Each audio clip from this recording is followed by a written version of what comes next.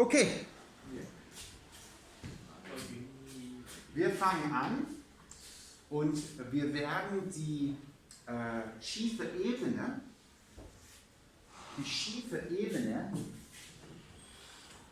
über die wir das Experiment gemacht haben, als Beispiel nutzen. Deswegen haben wir es auch gemacht, für die Sachen, für die wir uns in dieser, also ich wenigstens, weiß nicht, ob ihr euch dafür interessiert, aber ihr müsst euch dafür interessieren, wenn ihr Punkte wollt beim Test. Okay? Wir reden kurz mal drüber. Die schiefe Rampe,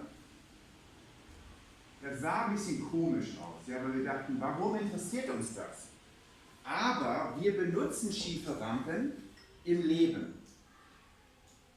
Okay? So sah das Experiment aus.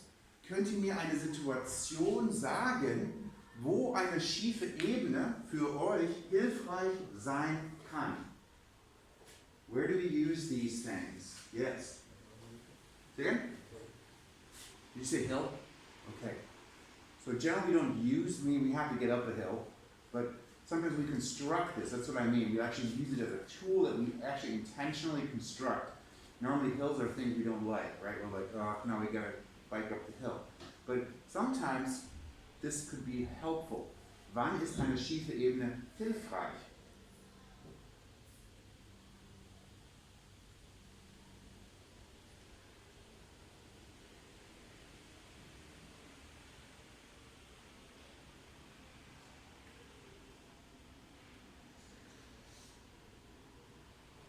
A ramp. When do we use a ramp?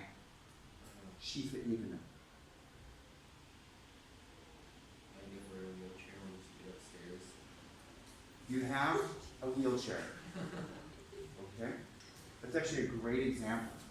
Okay? So normally, when, so if you are able to walk, right, you don't go, like, if here's the door to the house, right, and it's a little bit further up, right, you don't just take one big step, but instead, it's a sequence of steps, but each step you go directly up. Agreed? Yeah. Okay. Now, that's several things here. First of all, you can't obviously take a wheelchair up a set of stairs, right? But the other thing that you can control if you're pushing the wheelchair or you're pushing it yourself, like somebody's pushing it or you're motoring it up yourself with your hands, okay? You could construct a ramp that looks like this, okay? Or you could construct a ramp that looks like this, right? Okay? And which one might you choose if you want to avoid injury and hilarity? Yes? The one on the right. The one on the right is going to be better. I mean, hilarity if, like, the person that doesn't get injured, you just imagine somebody in a wheelchair going down there, woo! Yeah, it's not a good idea. So this is going to be a better approach, okay? And let's think about why that would be a better approach, okay? Let's take a look in that case, because in both cases, we have not changed the height that we have to lift the person up, or the person has to lift themselves up, correct? So for the walk-in folks, we're just going, the height is basically one step at a time, but you go H directly up. Do you guys understand that? Okay. Now, for the ramp here, we choose this path or that path. What's different? Because the vertical height is still the same. Now, what's different? Doesn't have those edgy, like corners. But we're not comparing this and this, but we're comparing option 1 and option 2. Ramp 1 or ramp 2. Height is the same. What's different there? It's like, Don't look up there, look right there. What's different about those two ramps? the one on the right is like spread out.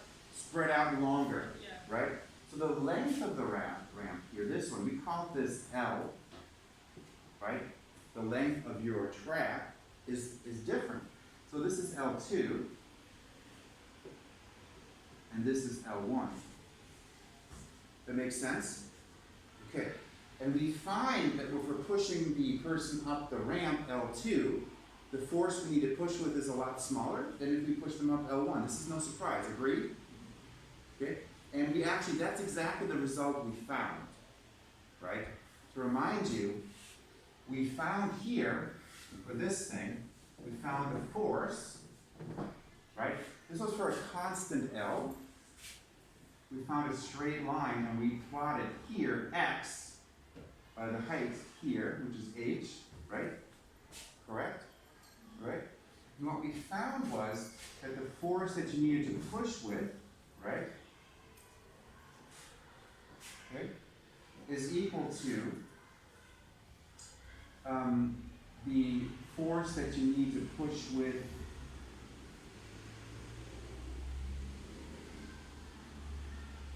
if you pull the person straight up times the ratio of the height divided by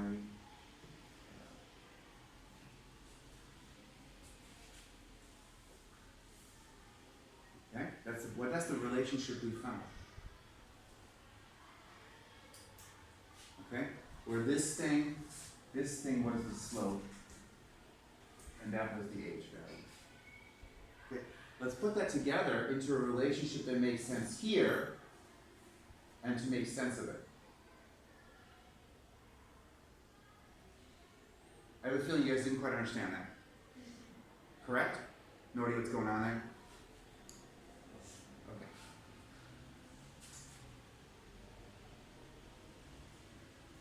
Okay. Ignore. Look here. Okay?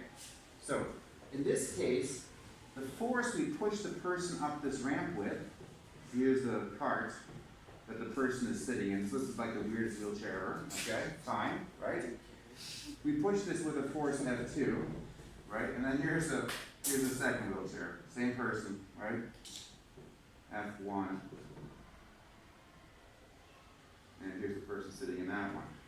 Make sense? Okay. And we find that F1 is really big here and F2 is really small here. Okay? Now, what I was getting at here was that because L1 is smaller, F1 has to be bigger. And here, because L2 is bigger, F2 can be smaller.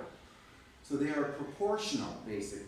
So the idea being that F1 times L1 is equal to F2 times L2. Does that seem reasonable? Okay. We're not going to go through the details why we know that you showed that, but you showed this to be true in that lab. Okay? That if you choose a shorter distance,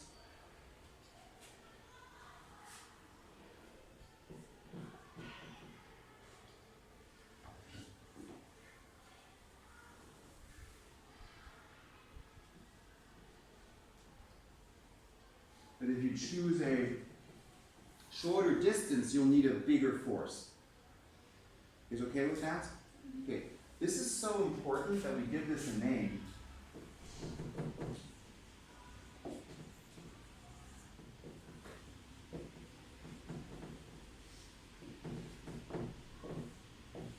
Wir nennen das die goldene Regel der Mechanik. This is a German thing. I've never heard this in America, but Germans call it this. So, the golden rule of mechanics. Okay, die goldene Regel der Mechanik. And it's really important in situations where we want to exert less force. Does that make sense? Okay? Because faced with the task of getting a person, and just imagine, we could go one step further and say, you know, you have the person here, right?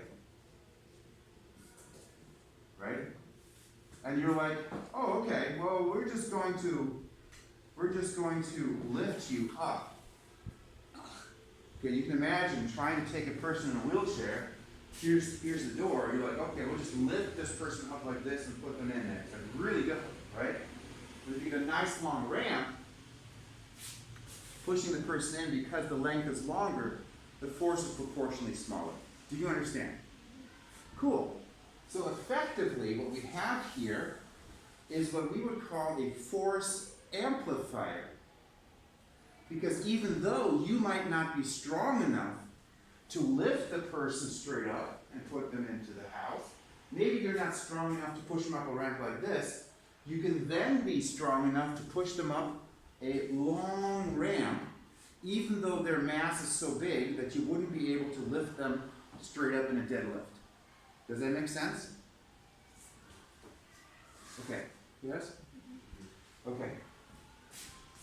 We call it a force amplifier. Oder auf Deutsch ein Kraftverstärker. And we could say it this way. We could say we're going to change these two letters here into out and in. Okay? So we're going to say, okay, we're going to have an input force times the distance in is equal to an output force times the distance out. Okay? And we're going to solve this for F out and say F out is equal to F in times L in divided by L out. And that's the law expressed for a force amplifier, meaning if you want a bigger force out, all you need to do is you need to exert that force over a longer distance than the output actually is. Let's think about what that means. Here, we have a height h, and just now we said we're going to lift our person, so it's like a meter, right? Okay. So we're going to lift our example, so that would be our output distance. L out is equal to 1 meter. Okay? And we're going to say we're going to need an output force because, of course, it's me in the wheelchair, right? Because, I fell and, whatever, I'm very heavy. So let's see the output force, including the wheelchair. Wheelchair is heavy too. Let's go with 1,200 newtons. Okay? My mass plus the wheelchair times 10. Okay? You guys okay with that? Make sense? Okay? And let's say you want to be able to reasonably build a ramp. So let's say, how long is the ramp going to be? From there to the end of the room? Sure? Okay, cool. So let's say we're going to push me up this hill 6 meters. That seems like reasonable. 6 meter ramp. Makes sense? Now the question we would have is, how hard would you have to push to make that work? You guys follow the logic? Okay. So we could then plug things in and say, okay, this is our relationship. Okay. And now we can plug things in. The Germans like to rearrange first, but I like to plug in first and then rearrange. You guys with me? You understand the difference? Okay. F out is how big? 1,200, good job. We're not plugging in the values because we're Americans. Fn is what we're looking for, right? And then Ln is 6 meters, and L out is 1 meter. Cool. This is Fn. So Fn equals 1,200 divided by 6 is 200 newtons. It sounds a lot more reasonable, right? Okay, 200 newtons would be the force necessary to lift a 2-year-old. Yes? 2-year-olds are maybe 20 kilos? That seems reasonable? I have no idea. Forgot. 20 kilos, is that too heavy? That's too heavy. You have a lot of experience with 2-year-olds? Huh? Do you have a little sister or something? No, but I know that I'm only like just below 60 kilos. 60 kilos. Yeah. So you think you should be way more than 2-year-olds? Right. Yeah. Yeah, those 2-year-olds. How about a 4-year-old? A 4-year-old maybe. 20, yeah. 4-year-old. Alright, doesn't really matter. Okay, good. So this is a reasonable force. any of you can lift this, I believe, okay? So we've turned a task that's impossible, really, for any one of you. Let's be realistic, none of you can lift me up that height with a wheelchair. Maybe 4 of you together, right? But one of you couldn't do it. But now, one person can do it. Comprende? Good. Now, this idea of needing a bigger force, we apply that all the time. Okay? So what we're going to do is we're going to gather up some examples of exactly that. Andere Beispiele von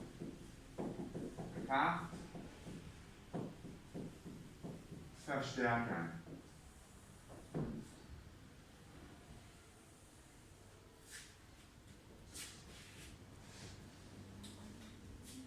Schlagt etwas vor.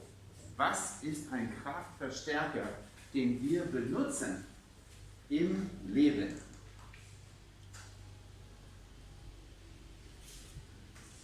Okay, I'll write one down because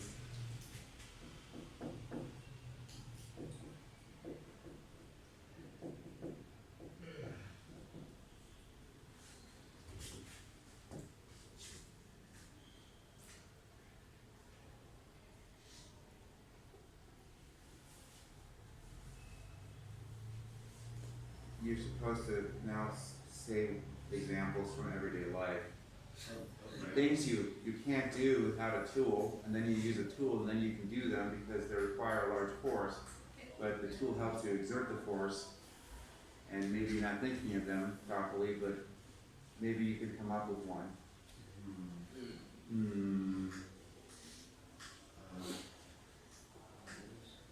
Like a bike. Okay, on a bike, good. Where on a bike do you have a force amplifier? The chain. The gears and the chain. Okay, the gears are kind of complicated because we don't know exactly what's going on. And actually, they don't amplify force. We'll get to that later. It's too complicated. But before you get the chain to move and the gears, what do you operate? The pedals. The pedals. And the pedal has actually something attached to it. Oh. Yes. It has the stick. This, okay, we call it a lever. So a lever in general. Yes? So you use a lever. Oh, the car that you like pump it So up. a lever is a good example of that. And the example you had here was, is it the crank of a bike, or was that? Stick. The stick. The technical term is the stick. Yeah. Okay. So this is the I'm going to say bicycle pedal. I was going to say it that way. We can all agree on that. We can also agree it's not called the stick. You call it the bicycle stick. It is not called the bicycle stick. Okay.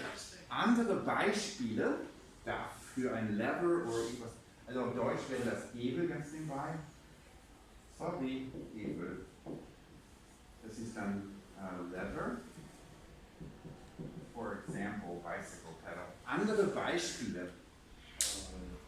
Ja. When you like pump up, when you like thing will pump it up and it lifts up the car. The car jack. Yeah. Yes? Absolutely. Wir ein, this is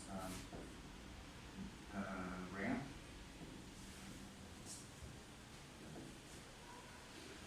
Und wir ein Autoheber. Autoding. Yes. Autoding mit Stock. Das The car pump. Autoheber. Car jack. Okay. Yeah. Pulleys, I guess, an example would be like, you know, at the gym, those You said pulleys, right? yeah, like at the gym, you That's what I was thinking of. Yeah, the thing that you like pull down and Okay. There's a word in German for a pulley system. The string. Ein Flaschenzug. A pulley system. Okay.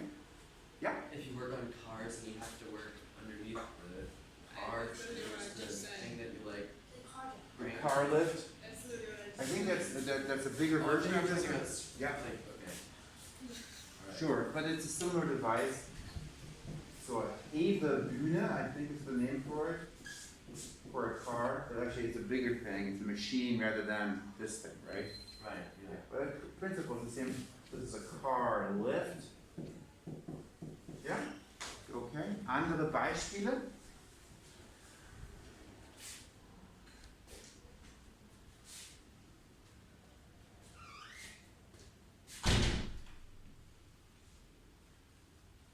Door handle. Door handle, good point, right? So if you think about it, if the door handle was off, you probably had this situation happen for you. Like, you know, this gets loose and you rip it out of there, ah crap, and then you try to turn it with your hand, you're like, wow, this is really difficult. Yes, that happens. very Okay. frequently. So the door handle, oder eine Tür, Just pull up door handles Klinke, all the time. Just like.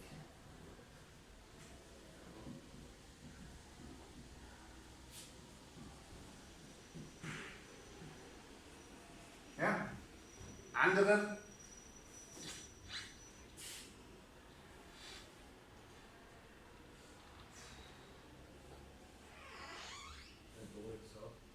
the door itself, how is that the case? hinge. Yeah. It's related to the hinge, but I'm sure you've done this before. You're like opening the door and closing the door, like, wow, that's easy. And then you push over here, you're like, ah, that's really difficult. Oh.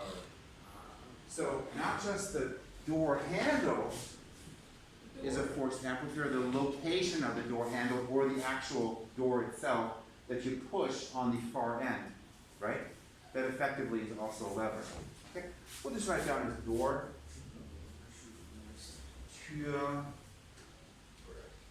I'm not writing down door, that's stupid. There is no door. The thing that's holding the TV. The thing that's holding the TV. Yeah. I don't think that is a force amplifier, which is really strong, you think? I think it's just really strong. Yeah. A teeter totter. A teeter-totter, that's right. So, auf Deutsch, Teeter totter. both are acceptable, both are acceptable names. Teeter-totter or seesaw, it's the same thing. What's tater-tot? Oh, I think okay. that the teeter totter is for smaller children, and the seesaw is for more mature children. I think people with no childhood. Okay, what's it called auf Deutsch? Auf Deutsch heißt das Ding Not teeter-totter. Wippe. Guys, I went to a Montessori school. Like teeter-totter. Yeah. Where'd you grow up? Teeter-tot. It's the right word. Really? Seesaw, teeter-totter, same thing. I don't think one's for smaller kids or anything, it's just two different words. Okay, how's that?